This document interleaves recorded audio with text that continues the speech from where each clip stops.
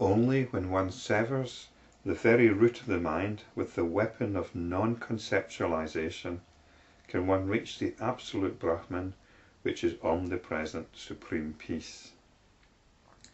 Conceptualization or imagination is productive of error and sorrow, and it can be so easily got rid of by self-knowledge. When it is got rid of, there is great peace. Why does one find it so difficult? And there we have it. The Yoga Vasistha is spot on here. The weapon of non-conceptualization. I wonder if anybody's ever regarded non-conceptualization as a weapon. But it's a weapon to stop the attention being hijacked. The attention gets hijacked by ideas, by notions of that there are things out there, in fact that there's even an out there, and that will provide us with some kind of ultimate satisfaction. And this is what non-conceptualization is about. It's by being here in the moment, not giving in to any notions of future or past, notions of individuality, notions that there's a world out there, notions that there's such a thing as perception. All these things are notions. You might find this hard to go along with. I'm not asking you to believe anything. I'm just pointing out that there's nothing to believe, and yet we live our lives against a backdrop of beliefs that we're not even aware of most of the time, because we just make the assumption. It's belief in the sense of assumption. We tend to think of belief as something that you make a statement about, but we operate according to beliefs all the time. I just said that perception is a belief. You might not believe that, but that's something that you can investigate. But we make this assumption that we are perceiving things all the time, and I'm sure you can come up with some very good arguments for that particular belief, that there's such a thing as perception. But I've covered it before, and I'm not going to go into it here. And I'm just simply giving this as an example of the backdrop against which we live our lives. It's one of belief, it's one of assumptions, not of being in touch with what is actually going on right now, which according to the Yoga Vasistha is the absolute Brahman, the absolute consciousness. That is what is happening right now. So this is what the weapon of non-conceptualization is about. We look at all the assumptions by which we conceive of the world. It just occurred to me here that this whole section is about creation, and that's what conceive means, isn't it? Conceive means giving birth. And we're talking here now about non-conceptualization, and so we're not doing any conceiving whatsoever. So conceptualization, conceiving or imagination is productive of error and sorrow. So we get rid of it. And why do we find it so difficult? Because we have to believe something, don't we? We have to believe something. We cannot let go of these assumptions. That's why we find it so difficult. Well, I say we cannot let go of them. We're just incredibly reluctant to let go of them. Just as you might be reluctant to let go of the assumption that there's such a thing as perception.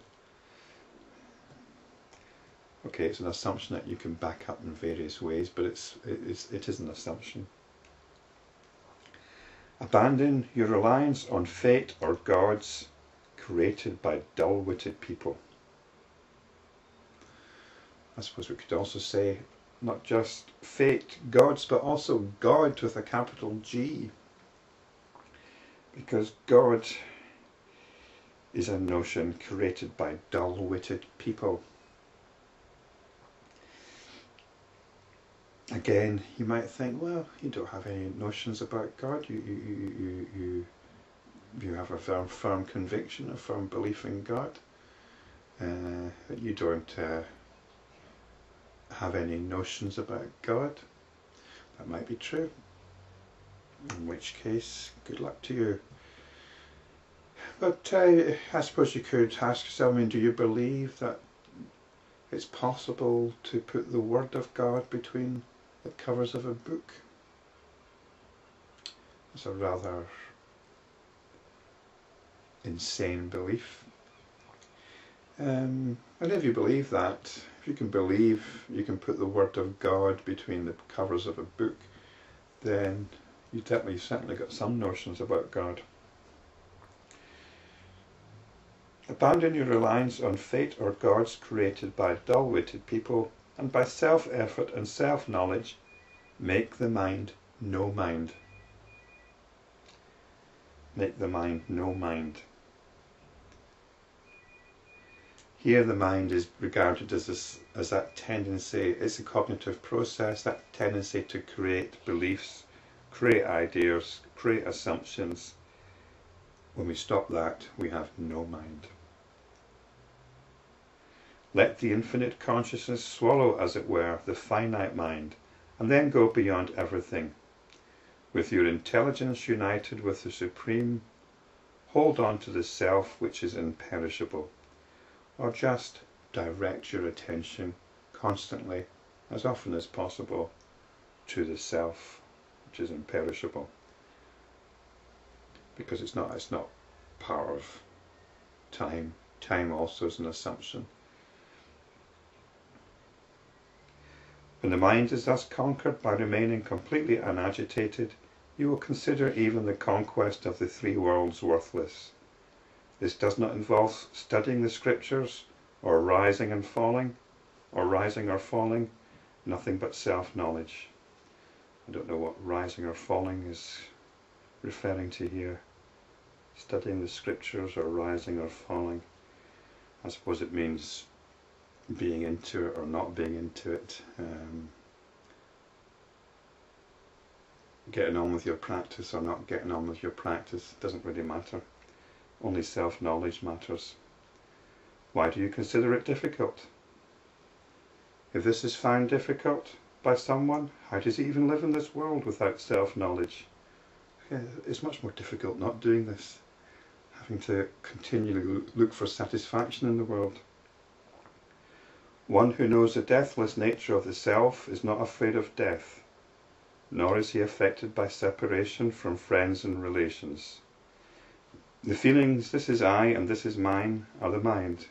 When they are removed, this mind ceases to be. Then one becomes fearless. Weapons like sword generate fear. The weapon, wisdom, that destroys egotism generates fearlessness.